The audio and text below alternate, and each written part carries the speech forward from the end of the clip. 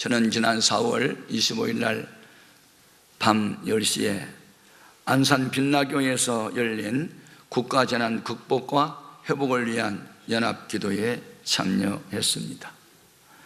지난 4월 16일에 진도 앞바다에서 침몰한 세월호로 인한 이 참혹한 대한민국의 현실을 하나님의 도움으로 회복되기를 위해서 기도했습니다. 안산시에 갔더니 안산시에 있는 교회들 가운데 교회에 단상 고등학교 2학년에 재학 중이었고 이번에 배 안에서 아직 나오지 못한 실종된 학생들의 수가 27교회에서 63명이었습니다. 그 중에는 목사님의 아들도 있고 딸도 있고 장로님의 아들도 딸도 있고 안수 집사와 권사님의 자녀들도 많았습니다.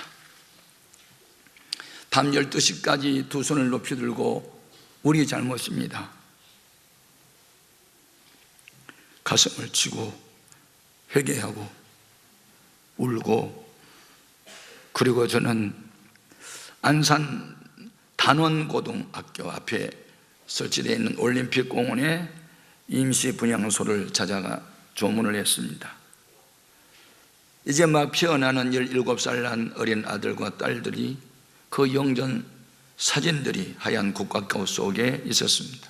선생님들도 있었고요. 그들의 사진을 바라보면서 있는데 이구동성으로 저를 향해서 우리의 죽음이 결코 헛되지 않게 해주세요, 그렇게 말한 것 같았어요.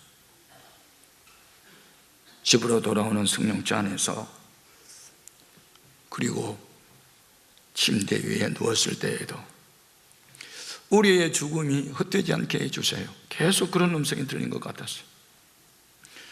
어떻게 해야만 그들의 죽음이 헛되지 않을까 고민하게 됐습니다. 그리고 문득 스쳐가는 것, 훈련 부재였구나. 항해 중에 배가 조난을 당했을 때 어떻게 조치해야 하는지 어떤 방침도 지침도 있었을 것이고, 언제 어디서 누가 무엇을 왜 어떻게 해야 하는지 그들이 알고 있었을 텐데 훈련이 되지 않아서 이런 변을 당했구나 하는 생각이 들었습니다. 사람은 학습을 통해서 되어집니다. 배우고 익혀야 어떤 어려움이 있을 때 대처할 수 있는 지혜도 능력도 있는 것이죠. 오늘 본문 말씀을 보니까 육체적 훈련은 약간의 유익이 있지만 경건의 훈련을 하게 되면 금생과 내생의 약속이 있다라고 말을 합니다. 사람은 훈련으로 되어지는 것이죠. 예수님의 제자는 태어나지 않습니다. 훈련으로 되어집니다. 그래서 제자를 의미하는 영어의 디사이플이라는 단어는 훈련을 의미하는 디스플린이라는 말, 그 단어에 발전된 것이죠. 학습을 통해서 사람 되어지는 것이죠. 그러면 우리가 유익된 삶을 살기 위해서는 두 가지 훈련을 하라는 것입니다. 첫 번째 훈련은 육체의 연단을 받아라 했습니다. 여기에서 연단이라는 말은 훈련한다, 학습한다, 그런 뜻도 같이 들어있습니다. 우리가 육체적 훈련을 받게 되면 약간의 유익이 있다고 8절 상반절이 있는데 같이 봅니다. 육체의 연단은 약간의 유익이 있으나, 여기 약간의 유익이라는 말은 영혼까지 구원하는 데는 이르지 못하지만 육신적 삶을 사는 데는 큰 도움이 된다, 이 말을 약간의 유익이라는 말로 표현했습니다. 여러 사람이 모여 사는 사회생활을 하는데 혼자 살 수 없습니다. 어떤 사람들이 도움을 받아야 되는데 우리를 도와줄 수 있고 내가 도와줄 수 있기 위해서는 소위 전문가가 되어야 되겠죠. 몸이 아팠을 때 변호사 찾아가지 않습니다. 의사 찾지요. 법률적인 문제가 있을 때는 변호사를 찾겠죠. 자동차 고장났을 때는 의사 찾아가지 않죠. 자동차 수리용을 찾아가겠죠. 물에 잠긴 배를 끌어올리거나 배 안에 갇힌 사람을 구조해내는 일을 위해서는 고도로 훈련받은 잠수사들이 들어가야 되겠죠. 육체적 훈련도 재난당할 때 훈련된 사람은 죽지 않고 살아나는데 훈련 안 된 사람이 거의 다 죽습니다. 2008년도 5월달 중국 서잔성에 대지진이 나서 6만 9천 명이 죽고 37만 명의 이재민을 냈습니다. 그때 학교에서 공부하고 있는 학생들 건물이 무너져가지고 많은 학생이 죽었어요. 그런데 같은 지역에 있던 안현의 쌍짜오 중학교 건물도 폭삭 무너졌지만 학생 2,323명, 교사 178명, 한 사람도 죽지 않고 살아났습니다. 어떻게 살아날 수 있었다고요? 그 학교 교장 에쯔핑이라는 교장님은 1년에 여러 차례에 걸쳐서 지진에 대비한 훈련을 시켰기 때문에 그날 지진이 났을 때 그들은 피신하는 시간은 1분 46초 모두 농구장으로 모였습니다. 한 사람도 안 죽었어요. 그러나 훈련되지 않은 사람 다 죽었어요. 2011년 3월 11일 일본의 동북부 지역에 쓰나미가 덮쳤어요. 파도 높이가 10m 이상, 한 도시를 다 쓸었어요.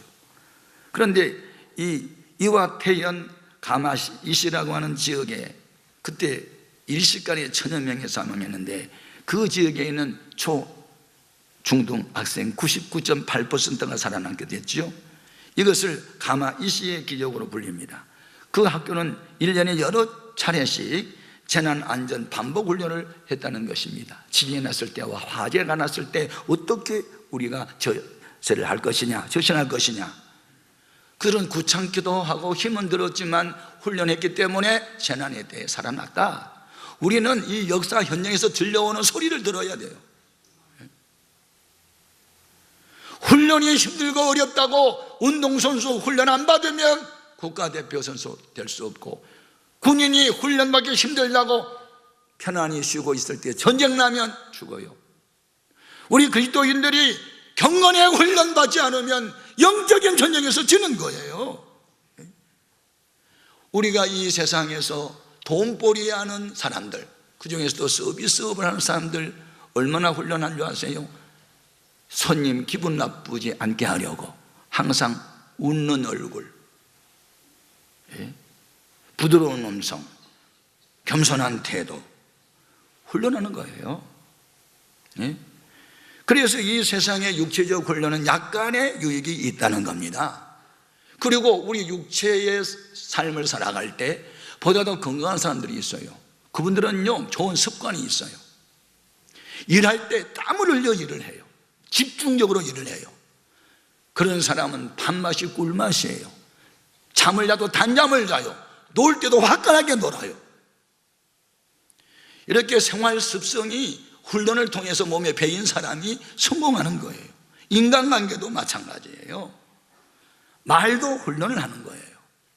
얼굴 표정도 훈련을 통해서 되는 거예요.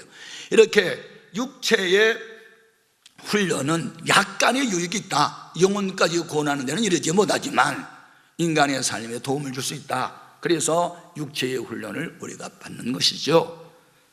그런데 오늘 두 번째는 경건의 훈련을 받아야 한다고 말합니다. 이 경건의 훈련을 받게 되면 어떻게 될까? 8절 하반절입니다. 같이요. 육체에 연단은 약간의 유익이 있으나 경건은 범사에 유익하니 금생과 내생의 약속이 있느니라. 경건 훈련, 경건이 뭐냐? 그리스 헬라어로 유세베이안이라는 단어를 썼는데, 이 유세베이안이란, 이 경건은 하나님을 경외하기에, 하나님을 존귀하게 여겨서 순결한 양심으로 하나님께 경배드리는 마음가짐을 경건이라고 했습니다. 경건한 사람은 시선을 주님께로 향하고, 경건한 사람은 말씀을 묵상하고, 경건한 사람은 세속에 물들지 아니하며 하나님의 말씀을 지켜 살아갑니다. 비록 그 삶이 힘들고 어려워도 하나님이 내 앞에 계시기 때문에 내가 하나님 앞에서 언행심사를 조심해야지 신앙의 옷깃을 바로 하면서 살아가는 삶을 경건한 삶이라고 그러는 것이죠. 하나님이 다윗을 사랑하고 40년 동안 평강의 왕이 되게 하고 그 나라와 민족을 발전시킬 수 있었던 것은 그는 경건한 사람이었기 때문에 그렇습니다. 경건한 사람은 어떻게 살까요? 시편 16편 8절 다윗의 고백을 들어봅니다. 내가 여호와를 항상 내 앞에 모심이여 그가 나의 오른쪽에 계심으로 내가 흔들리지 아니하리로다. 하나님을 어디 모시고 사는 거예요? 하나님은 저 구말리장천 저곳에 먼 곳에 계시다고 믿어요? 경건한 사람은 그렇게 하나님을 믿지 않아요. 그 하나님 지금 내 앞에 계시다, 내 옆에 계시다, 내 위에 계시다, 내 안에 계시다. 그분은 나와 동행하고 계시다. 이게 경건의식이고 경건훈련이 된 사람들입니다. 사람들이 왜 죄를 보며요? 하나님 멀리 계시다고 생각하니까. 우리가 어떻게 경건생활을 할 수 있어요? 하나님 지금 내 앞에 계심을 의식하니까요. 예? 경건훈련이 된 사람들은 어떤 사건이 사고가 있을 때 금방 드러나는 것이죠. 어떤 불상사가 일어났을 때, 어떤 어려운 문제가 해결됐을 때 그 사람 그럴 줄 알았어. 일이 끝나고 난 뒤에 그 사람을 그렇게 우리는 평가하죠. 그 사람은 그 속에 들어갔으면 될 일도 안 되지. 아니 그 사람 거기 있으면 그 사람 때문에 일이 되지. 나 그럴 줄 알았어. 이번에 숨진 고2 온유라고 하는 이 학생에 대한 기사가 여러 언론에 기재됐습니다. 4월 16일 날 오전 7시에 엄마 나 배에서 잠자고 이제 일어났어요 문자가 왔습니다.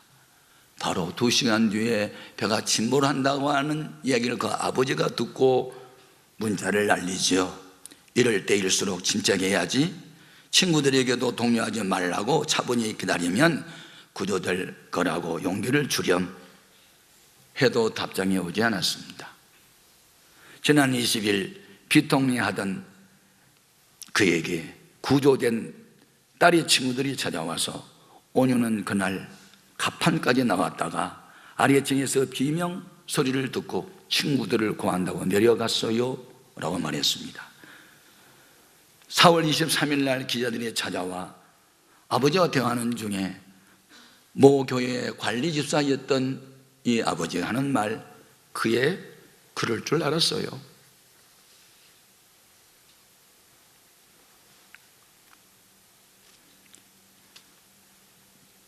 살려달라고 비명소리가 나는데 저 혼자 살겠다고 살 나이가 아니죠. 나 그의 그럴 줄 알았어요. 평상시에 이 온유라고 하는 학생이 어떻게 신앙생활을 했는지를 그 아버지가 알고 있었다는 것이죠. 네. 아버지와 어머니 3남매가 교회 안에 사택에서 살고 있으면서 경제사정에 여의치 못해 작년 12월부터 편의점에 나가서 아르바이트를 했던 온유. 다른 아이들은 학교가 끝나면 학원 간다고 하는 그 오후 7시에서 11시 사이 이 아이는 편의점에 가서 돈을 벌고 있었어요. 그러면서도 공부를 잘했대죠. 2학년 반장. 그리고 자기는 음악을 통해서 병든 사람을 치료하는 치료 상담사가 되겠다고 서울대를 목표로 공부했던 아이.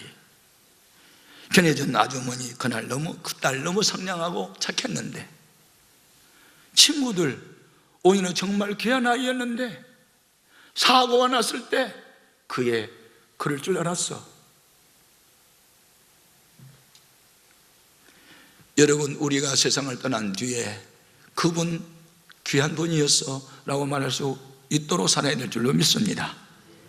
그리고 하나님은 이 땅에 경건한 자가 있을 때 그들의 기도에 응답하겠다고 약속했어요. 요한복음 9장 31절 읽어봅니다. 하나님이 죄인의 말을 듣지 아니하시고 경건하여 그의 뜻대로 행하는 자의 말은 들으시는 줄을 우리가 아나이다. 그렇습니다. 아무나 기도를 들어주십니까? 경건한 자의 기도를 들어주십니다. 경건한 자가 누굴까요? 죄는 철저하게 회개하고 하나님 기뻐하는 일이면 무엇인지 하고 계명을 지키면서 생명을 걸고 그렇게 살아가는 사람들이 경건한 자인데, 이러한 자의 기도는 어느 것을 구하든지 반드시 응답하실 줄로 믿습니다. 요한 1서 3장 21절 이하 같이요. 사랑하는 자들아, 만일 우리 마음이 우리를 책망할 것이 없으면 하나님 앞에서 담대함을 얻고 무엇이든지 구하는 바를 그에게서 받나니, 이는 우리가 그의 계명을 지키고 그 앞에서 기뻐하신 것을 행함이라. 여러분, 밤낮으로 구하는 기도 제목마다 하나님이 다 응답해 주시길 바랍니다. 거기에 반드시 조건이 있습니다. 경건한 자, 경건에 훈련이 되어 있는 자, 하나님께 영광 돌리는 일이면 이유를 묻지도 않고 따지지도 않고 순종하고 나가는 자, 이런 자의 기도는 반드시 응답하여 주실 겁니다. 뿐만 아니라 경건한 자는 핍박을 받을 수 있습니다. 환난을 당할 수도 있죠. 시험을 받을 수 있습니다. 그러나 하나님은 경건한 자는 시험에서 반드시 건져주십니다. 베드로후서 2장 9절 같이 봅니다. 주께서 경건한 자는 시험에서 건지실 줄을 아시고. 아멘. 여러분, 다니엘이라고 하는 사람이 세속에 물들지 않았습니다. 우상 숭배하지 않았습니다. 술 마시지 않았습니다. 청소년 시절부터 노인이 될 때까지 하나님이 그에게 지혜와 총명을 뛰어나게 하시니 그는 국무총리가 됐지요. 다리오 왕 시대에 그를 시기 질투했던 다른 국무총리와 방백들이 악보를 만들어 하나님 앞에 기도하는 사람은 사자밥이 되게 하겠다고 법을 만들었고, 결국 다니엘을 사자 굴속에 던졌지요. 경건하게 살고자 함으로 당하는 핍박이었고 고난이었습니다. 그런데 하나님은 경건한 다니엘을 건져주십니다. 다리오 왕이 이런 새벽에 사자 굴속에 던진 다니엘이 어떻게 되었나 하고 일어나서, 다니엘아, 내가 믿는 하나님이 너를 구원하셨느냐라고 물었을 때, 그때 다니엘이 어떻게 대답을 했을까요? 다니엘서 6장 22절 이하를 보겠습니다.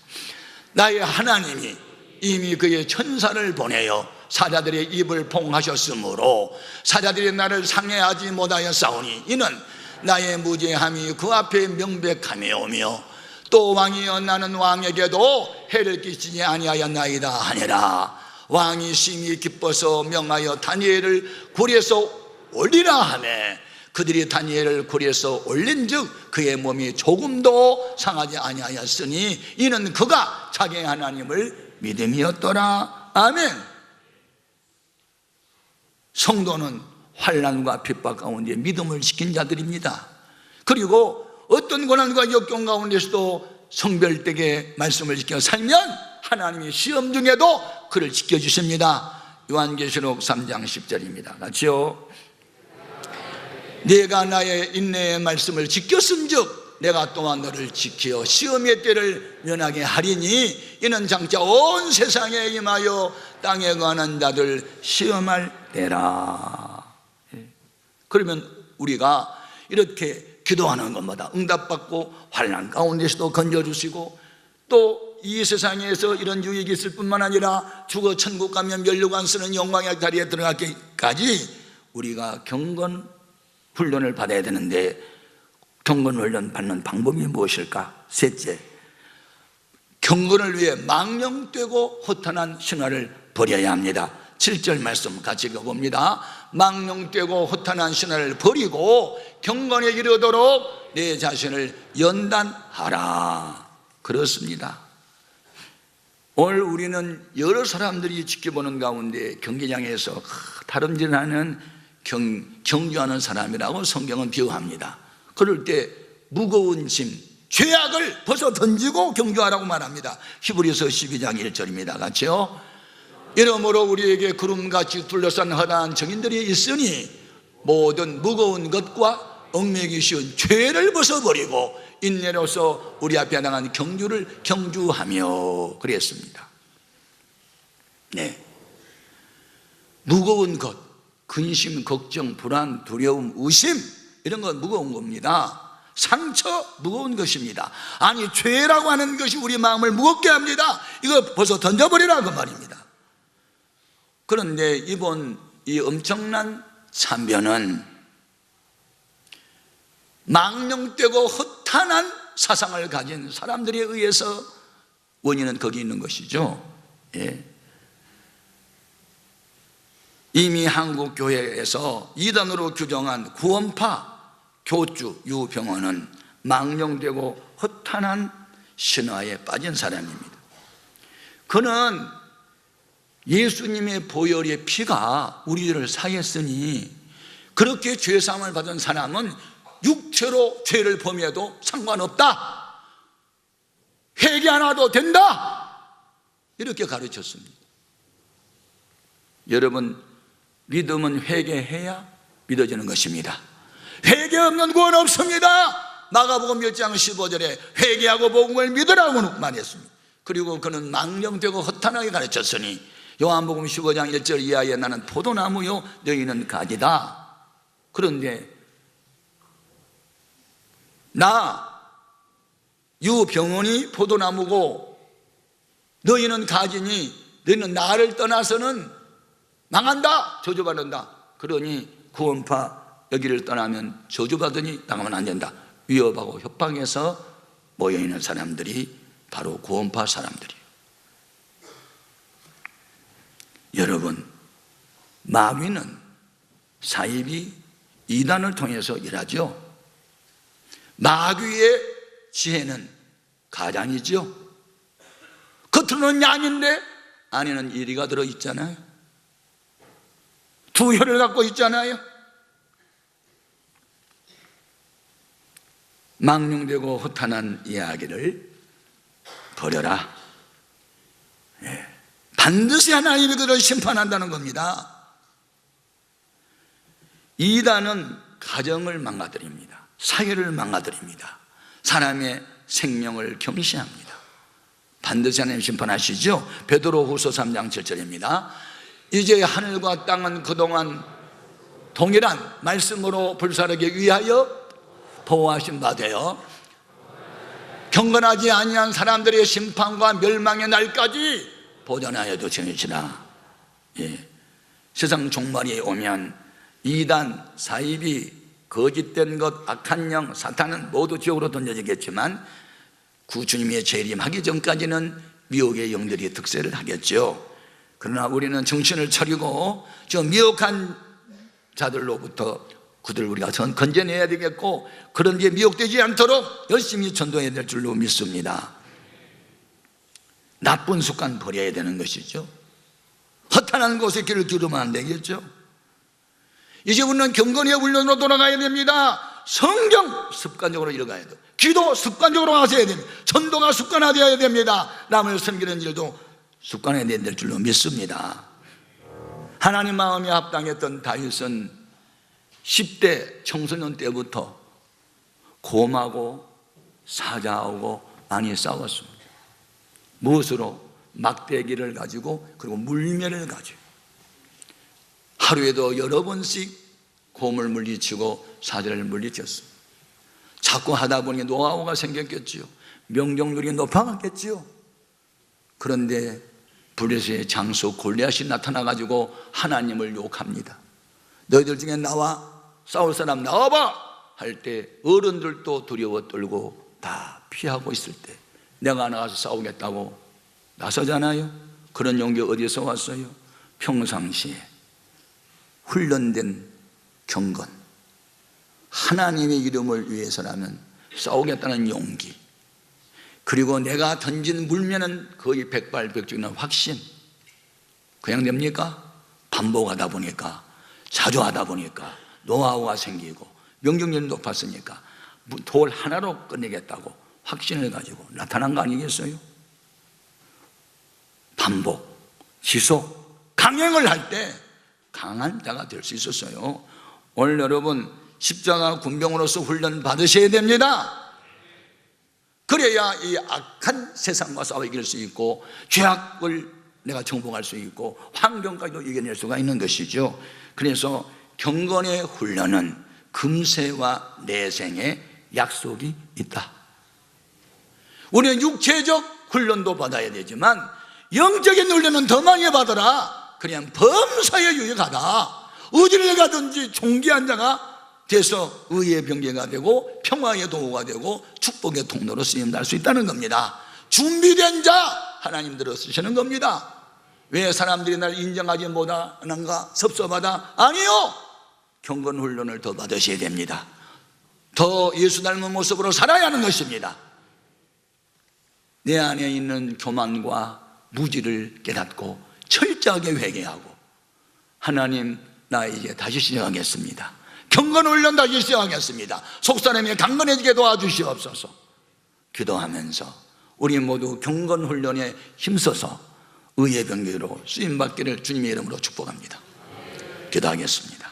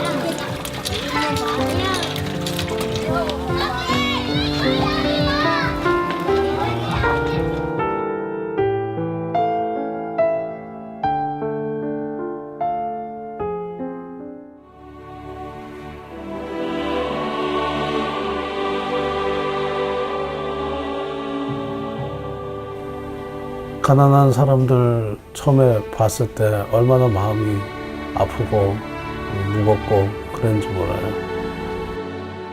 세상에 어떻게 이런 사람들이 살 수 있을까? 어떻게 이런 사람들이 하늘 아래 똑같이 공존할 수 있을까?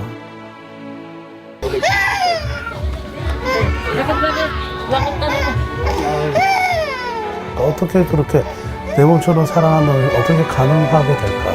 뭔가 말할 수 없이 마음에서부터 쿵쿵 울겠어요.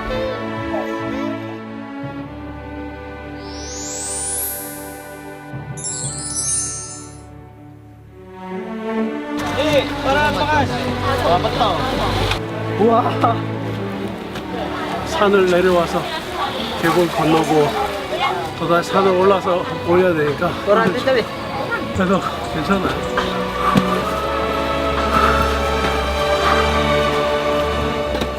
Mas maganda na po kasi ano, sa magsisimba, tsaka may mga libangan po na sagal, may iwasan na po kasi mas madalas siyang magsisimba eh.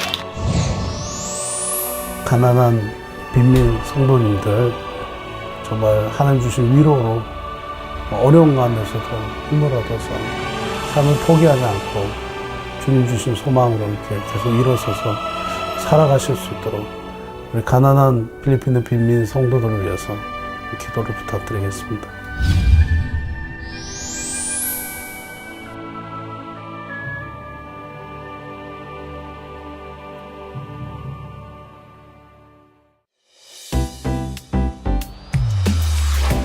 이어서 거룩한 빛 광성교회 정성진 목사의 복음 강단이 방송됩니다.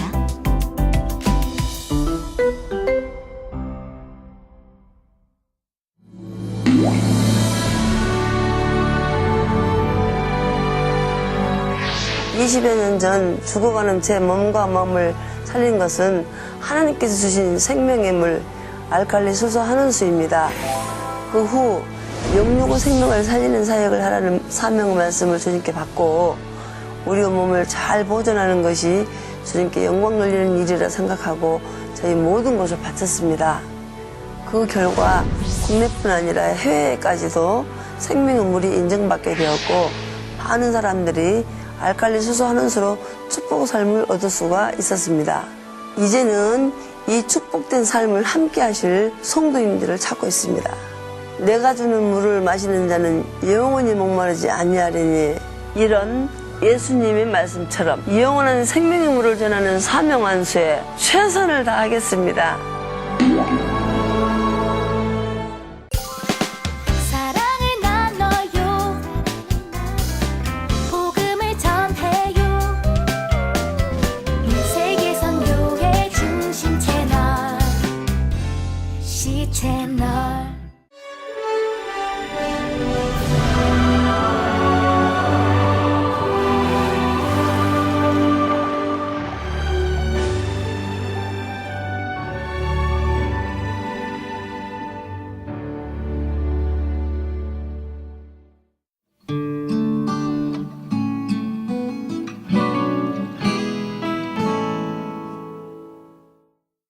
따라하시죠. 여호와께 돌아가자.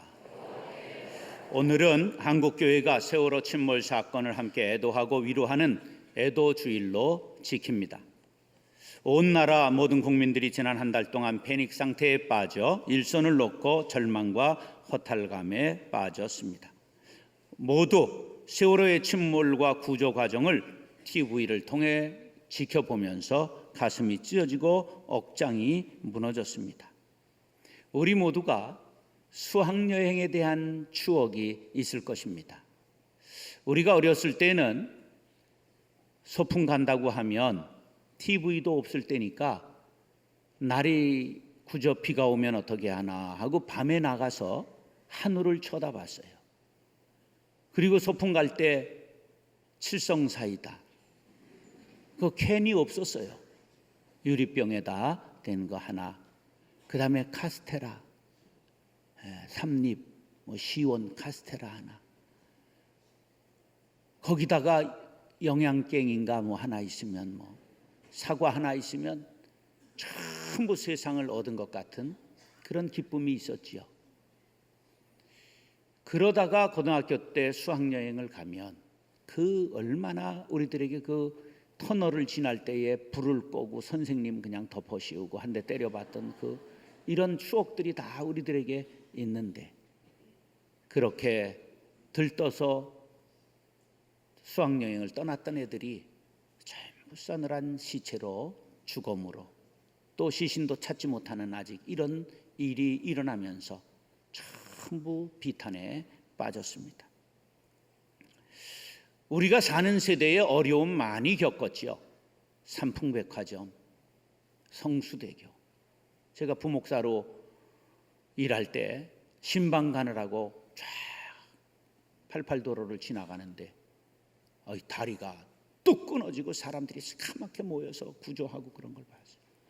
일찍 나갔으면 나도 가는 거죠. 우리가 이런 것들을 많이 봤지만 이번만큼 함께 아파하며 함께 울었던 적은 없습니다. 혹자는 6.25 이후의 최대의 비극이라고까지 말하고 있습니다. 이게 전부 집에 있을 법한 우리 아들, 우리 딸들. 그래서 그 수학여행에 대한 추억, 이런 것들이 동일시 현상을 일으키면서 우리 모두의 그 아픔이 된 것이지요. 김해에서 부흥회할 때 조문을 공원에 차려놓은 데 가서 조문을 했었어요. 근데 그때하고 안산에 가서 조문했을 때하고는 전혀 기분이 다른데요.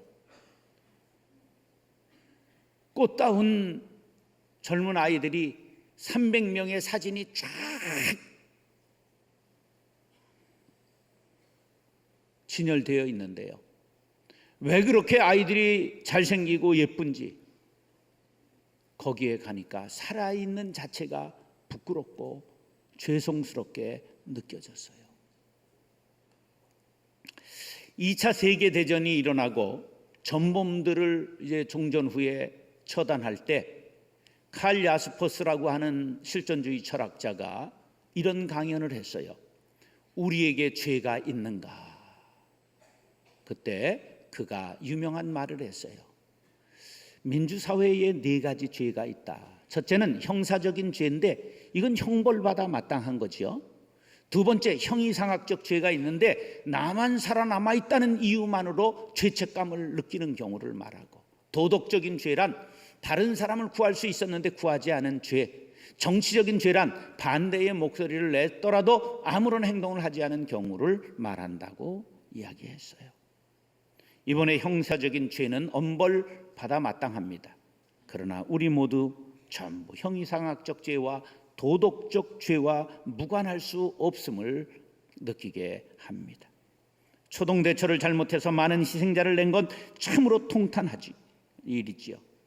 눈을 멀쩡히 뜨고 일주일 내내 꽃다운 자녀들이 죽어가는 것을 상상하며 생중계를 보았으니 우리 모두가 상처를 받았습니다.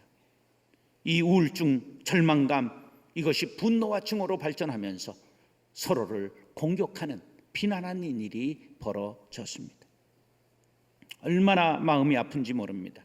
그러나 우리가 이렇게 좌절하고 분노하고 비난하는 것으로 끝나서는 아니 됩니다. 사랑하는 형제 자매 여러분, 오늘 애도주의를 지키면서 함께 슬퍼하며 위로하며 뿐만 아니라 우리가 함께 손잡고 다시 일어나야 하겠습니다. 그러기 위해서 우리가 무엇을 할 것인가? 오늘 말씀을 통해 길을 찾고자 합니다. 먼저 유족들에게 위로와 평강이 임하기를 바라며 슬픔 당한 이 조국에도 위로와 평강이 넘치기를 간절히 기원합니다. 우리 모두가 성령의 인도하심을 받아 회개하고 새 나라를 건설하는 기회가 될 수 있기를 예수님의 이름으로 축원합니다. 따라서 우리의 행위를 조사하고 회개합시다.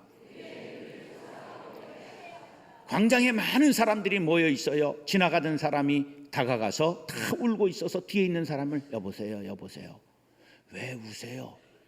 그랬더니 모르겠어요. 앞에 사람이 울어서 따라 울고 있어요. 그랬다는 거예요. 우는 사람과 함께 울어주는 것 귀한 일이지만 왜 우는지 모르고 울면 다음이 없어요. 지금 온 나라가 슬픔에 쌓여 있습니다. 온 백성이 분노하는 이유가 있지요. 그것을 분명히 깨달아야 합니다. 40절, 41절 시작. 우리가 스스로 우리의 행위들을 조사하고 여호와께로 돌아가자. 우리의 마음과 손을 아울러 하늘에 계신 하나님께 들자. 회개하기 위해서는 먼저 무엇이 잘못됐는지 분명히 알아야 하지요. 옛날 임금님이 친히 죄인을 신문하는 걸 친국이라고 말해요. 사극 보셨죠? 내 죄를 내가 알렸다 그러면 죽을 죄를 지었습니다. 용서하여 주옵소서. 이러면 목숨 건질 수 있는데요, 저는 모르겠습니다. 이랬단 저놈 주리를 틀어라 막 인두로 지지고요, 주리를 틀고 죽이는 겁니다. 우리가 죄를 알아야죠. 이번 사건이 단순한 사건이 아니라 시대적 사회적으로 쌓여온 병폐가 일시적으로 전부 터진 사건이라고 보는 거죠. 1차적으로는 선장과 선원들의 그 무책임과 직업의식의 결여, 청해진 해운의 돈만 알고 생명 귀한 줄 모르는 기업윤리의 부재, 유병원의 구원파가 가진 비인간적 사고가 깊이 이 사건에 영향을 미쳤음을 생각할 수 있습니다. 그러나 여기서 끝날 수 있는 일이 아님이 점점 드러나는데, 해경의 문제, 해양수산부의 문제, 정부의 문제, 국가적 재난 시스템의 부재, 정부의 무능, 대통령의 리더십, 이런 것들이 자꾸만 불거져 나오지요. 그러나 여기에서도 끝나면 안 됩니다. 나와 우리와 뗄래야 뗄 수 없는 황금만능주의, 생명경시 풍조, 성장지상주의, 개인주의, 이기주의, 기업윤리 부재, 도덕성 상실, 편법, 속임수 문화 등등 수많은 문제가 이번에 드러나게 되었습니다. 똑바로 직시해야 합니다. 우리의 행위를 낱낱이 조사해야 합니다. 그래야 진정한 회개가 이루어질 수 있습니다. 남의 탓하고 남에게만 손가락질해서는 근본 문제를 해결할 수 없습니다. 형사적 죄는 마땅히 엄벌해야 할 것입니다. 그러나 우리의 내적으로 침투한 불의, 부조리, 악한 문화적 뿌리를 우리는 직시하고 영적 전쟁을 선포해야 됩니다. 그것은 바로 회개 운동입니다. 우리는 나라를 위해 기도하지 않은 죄를 회개해야 됩니다. 대한민국, 한국의 교회는 언제나 조국을 위해 눈물을 흘리는 교회였습니다. 새벽마다 그리고 그 산과 골짜기마다 기도로 넘쳐났습니다. 그런데 등 따시고 배불러지면서 언제부터인가 기도가 끊어지기 시작했습니다. 우리 교회 안에 거짓과 위선, 분열과 다툼, 싸움과 정쟁의 소리가 오히려 세상보다 더하게 되었습니다. 우리는 이때에 나라가 이렇게 된 것은 내 탓입니다, 내 탓입니다, 가슴을 치고 회개해야 될 줄로 믿습니다. 그 다음에는 하나님의 뜻대로 살지 못했음을 회개해야 됩니다.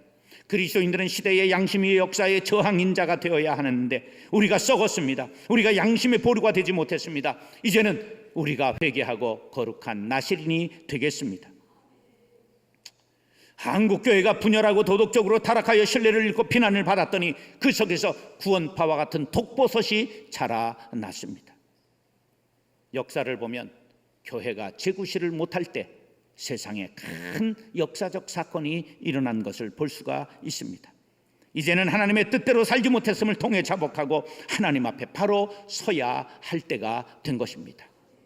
예수님 당시에 실로암에서 망대를 크게 짓다가 무너져서 18명이 죽은 사건이 있었습니다. 그때 예수님이 이런 말씀을 하셨습니다. 시작. 또 실로암에서 망대가 무너져 치어 죽은 18사람이 예루살렘에 거한 다른 사람보다 죄가 더 있는 줄 아느냐. 죽은 사람들이 죄가 많아 죽은 것이 아니라 너희들이 이때에 그렇게 화를 당하지 않을까 깨어 있으라고 경고로 주셨다는 것입니다. 오늘 우리는 이 사건을 이 풍랑은 나의 연고라 회개하며 가슴을 쳐야 마땅할 것입니다. 특별히 세월호 사건은 기성세대의 잘못입니다. 우리는 그동안 경제 논리로만 살아왔습니다. 이 속에 생명 경시 풍조가 스며들게 된 것입니다. 기성시대가 만든 부실한 시스템에 젊은 아이들이 희생을 당한 것입니다. 예레미야 선지자는 마음과 손을 들자 구체적으로 행위를 조사하고 하나님 앞에 회개하는 행위를 보이라는 것입니다. 그때 하나님께서 우리를 돌아보실 것입니다. 한국교회가 대한민국의 민족의 항체가 되지 못하고 역사의 저항인자가 되지 못했음을 우리가 뼈저리게 느끼고 함께 눈물을 흘리며 회개해야 될 줄로 믿습니다. 시편 119편 59절 시작. 내가 내 행위를 생각하고 주의 증거들을 향하여 내 발길을 돌이켜 싸우며 잘못된 행위를 인정하고 발걸음을 돌이키는 것, 이것이 진정한 회개입니다. 사랑하는 형제 자매 여러분, 이번 세월호 사건이 나의 죄입니다. 우리의 죄입니다. 자신의 죄를 밝히 조사하고 회개하고 발걸음을 돌이켜 주께로 나아가는 저와 여러분 한국교회가 될 수 있기를 예수님의 이름으로 축원합니다. 다시 함께 울며 위로해야 합니다. 세월호 사건 이후 한 달 동안에 유언 비호와 희생자 모욕과 비방에 관련한 수사가 전국적으로 시행되고 있는데 자그마치 192건을 지금 조사 중에 있고 어제까지 67명이 구속되었습니다. 선내에 생존자가 있다고 거짓 SNS 문자를 보내는 아이들이 있는가 하면 자기가 민간 잠수사라고 어느 여자가 멀쩡하게 TV에 나와서 한 그런 정신병 같은 여자들, 또 스미싱 이럴 때 문자 날려가지고 돈을 벌려고 하는 악한들, 앞으로도 많은 사람이 구속될 것입니다. 왜 이런 날이 일어날까요? 윤리 부족이지요. 금수보다 못한 사람들입니다. 얼마나 한 달 동안 조국이 울며 눈물을 흘렸는지 경제가 내려간다고 지표상으로도 경제 지금 하락이 잡히고 있을 정도입니다. 그렇다고 해서 경제를 위해 슬픔을 털고 일어나자고 함부로 말을 해서도 안 됩니다. 유족들의 눈물이 닿을 때까지, 그들이 치유받을 때까지 함께 울어야 합니다. 충분히 함께 공감하고 자연적 회복과 치유가 일어날 때까지 우리는 함께 울며 위로해야 합니다. 말을 자제하고 우리는 함께 울어주어야 합니다. 곁에 있어야 합니다. 근본 진도의 자원봉사자들의 모습이 진정한 봉사와 진정한 위로와 진정한 치유가 무엇인지를 잘 보여주었습니다. 말을 걸지 않고 무릎 꿇고 낮은 자세로 음식을 권하고 빨랫감을 거두러 다닐 때도 팻말 들고 조용히 걸어 다니고 발소리를 내지 않고 그들의 마음을 헤아리고 한마디 눈빛 손짓 하나 조심 또 조심했습니다. 대학생 자원봉사자를 보더니 어떤 어머니가 우리 아들 같다고 통곡을 했어요. 그래서 25 이상으로 자원봉사자를 제안하게 되었습니다. 봉사하는 분들에게는 맹인이 오셔서 자원봉사, 안마봉사를 하셨고 또 장례 지도사가 와서 전부 시신을 닦아주었습니다. 안산에 있는 개인 택시 기사 800명이 그냥 유족들을 실어 나르고 심지어는 진도까지 전부 400km를 오고 13만 원 도로 비용을 자기들이 다 감수하면서 봉사를 했습니다. 어떤 가평에서 햄버거집을 하는 분은 전부 한 달 동안을 내려와서 하루 100만 원어치 햄버거를 만들어 전부 무료로 나누어 주었습니다. 청와대 조리실장을 했던 노인이 친구 8명과 밥차를 만들어 와서 전부 무료로 밥을 나누어 주었습니다. 이런 분들이 진정으로 함께 울며 함께 웃는 사랑의 사람들이죠. 아파하는 것이 단순히 감상적 눈물로 그쳐서는 안 됩니다. 이 아픔이 신앙적이고 영적인 슬픔으로 승화되어야 마땅합니다. 47절, 48절 시작. 두려움, 함정과 파멸과 멸망이 우리에게 임하였도다. 딸 내 백성의 파멸로 말미암아 내 눈에는 눈물이 시내처럼 흐르도다. 예레미야 선지자는 슬픔 당한 조국을 생각하며 늘 울며 예언하고 다녔기 때문에 눈물의 선지자라는 별명을 들었습니다. 우리들도 슬픔 당한 자와 함께 슬퍼하며 우는 자와 함께 울 수 있는 사랑 많고 영성 깊은 신앙인으로 거듭나야 합니다. 유대인들에게는 집합적 인격체 신앙이 있었습니다. 집합적 인격체라는 말은 한 인격 안에 여러 세대가 함께 하거나 또 혹은 한 역사 안에 과거와 현재 미래의 모든 백성이 시공간을 초월해 함께 하나가 되어 있다고 생각하는 것입니다. 얘기가 어렵죠? 어렵지 않습니다. 이런 거예요. 출애굽할 때 모세의 인도로 200만의 그 이스라엘 백성들이 출애굽합니다.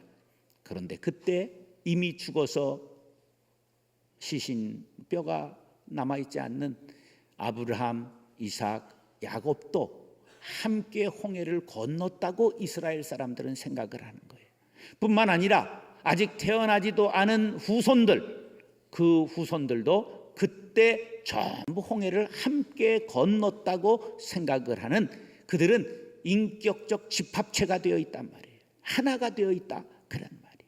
그런데 이것이 신학적으로 굉장히 중요한 사상으로 사도 바울에 의하여 인 크라이스트라고 하는 신학적 사상이 되는데, 이것은 뭐냐 하면 우리는 아담 안에서 전부 죄 짓고 이미 죽은 사람들입니다. 그러나 우리가 예수 안에서 다시 생명의 부활을 하게 된 것을 믿으시면 아멘 하시기 바랍니다. 바로 이것을 신앙, 집합적 인격체 신앙이라고 말하는 것입니다. 이것을 지금의 사건에 대입하면 바로 이것은 민족적 사건이요, 우리가 물속에 들어가지 않았지만 내가 죽은 것이요, 이 사건의 원인은 내게 있음을 고백하는 것, 이런 것이 바로 집합적 인격체가 되는 거예요. 왜 유대인들이 작으나 강한가? 그것은 바로 집합적 인격체가 되었기 때문에 그들은 어디에 살든지 1500만 유태인이 전부 하나가 되어 전쟁을 수행하고 그 나라를 일으키고 동족의식을 가지고 살기 때문에 역사의 강자가 된 것입니다. 우리는 이번 사건을 일시적으로 지나가는 사건으로 만들면 안 됩니다. 신앙적인 비탄, 민족적 아픔으로 가슴에 새기고 절대 잊어버리지 않는 교훈을 삼아야 되는 것입니다. 제사장 된 그리스도인들은 민족을 끌어안고 우리 유족들을 끌어안고 이 슬픔에 함께 울며 그들을 세워주는 제사장의 사명을 감당해야 할 것입니다. 로마서 12장 15절 시작. 즐거워하는 자들과 함께 즐거워하고 우는 자들과 함께 울라. 사랑하는 형제 자매 여러분, 생각 있는 사람이라면 이번 사건에 아파하며 눈물 지는 유족들과 함께 울고 있습니다. 이 아픔과 슬픔이 세월과 함께 잊혀지면 안 됩니다. 우리 그리스도인들은 유족들의 슬픔을 위로하고 민족의 슬픔을 치료하는 치유자로 거듭나야만 합니다. 함께 아파하며 함께 울며 위로하는 치유자가 될 수 있기를 예수님의 이름으로 축원합니다. 그래서 하나님의 자비를 구해야 합니다.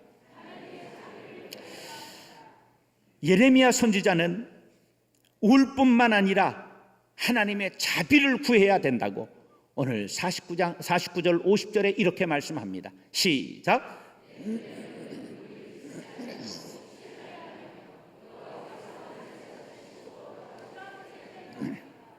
쉬지 않고 눈물을 흘렸는데 어느 때까지냐 하면 하나님이 보살피고 돌아가실 때까지 울었다는 거예요. 우리가 하나님이 우리에게 자비를 베푸실 때까지 울며 함께 중보 기도하는 기도자들이 될 수 있기를 간절히 바랍니다. 우리가 슬픔에만 빠져 있으면 안 되지요. 분노만 하고 있으면 안 되지요. 아픔과 절망을 딛고 일어나야 합니다. 이제 유족들의 눈물을 닦아주고 민족의 눈물을 닦고 여호와께로 돌아서야 합니다. 안전한 대한민국의 첫 새벽을 여는 발걸음을 위대하게 내디뎌야 합니다.